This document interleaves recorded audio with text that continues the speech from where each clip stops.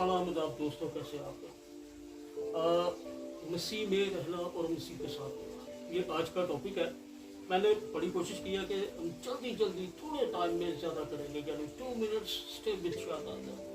अच्छा, देखते हैं मसीह में और मसीह के साथ है। यूहन्ना 2 बाब और उसकी पहली आयत से लेकर 11वीं आयत में सारी दुनिया जानती है कि काना गलील में कैसे खुदा यीशु मसीह ने पानी को मैं बनाया। लेकिन उसके साथ हम दूसरा हवाला देखते हैं, मत्ती की इंजील 8वां बाब और उसकी 23वीं आयत से लेकर ऑनवर्ड आगे चलती है।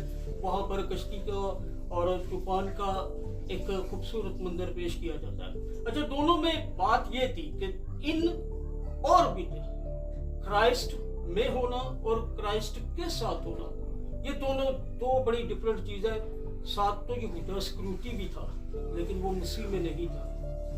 यहाँ पर ये सवाल है, देखते ये है कि जब तक वो कश्ती में सो रहा था, शागिर्दों ने उसे बिल्कुल अप्लाई नहीं किया, मिरेकल नहीं हुआ।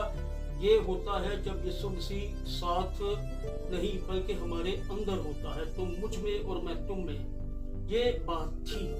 अगली बात कि काना गलील तब पानी में बन गया जब तक कि उसको ये नहीं कहा गया कि वही करना जो ये कहता है, क्योंकि वो साथ था, उनमें नहीं था। इसलिए उसने कहा कि मेरा भी वक्त नहीं आया। और मैं देख रहा था, मत्ती की इंजील है और गालिबन उसका 8वां बाब है। कुफरनहूम में सूबेदार था जिसकी बेटी की बात हो रही थी, तो उसने कहा कि बहुत सारे लोग मेरे मुताबिक हैं, अगर तू ये से कहेगा तो हो जाएगा। तो खुदा यीशु मसीह ने साफ लफ्जों में कहा कि मैंने ऐसा ईमान इसराइल में भी नहीं देखा। फिर लूका की इंजील है और उसका 7वां बाब है और 9वीं आयत में भी यही लफ्ज दोहराए गए कि मैंने ऐसा ईमान इसराइल में नहीं देखा। यानी ये के साथ रहने में और यीशु मसीह में होने दोनों में फर्क है।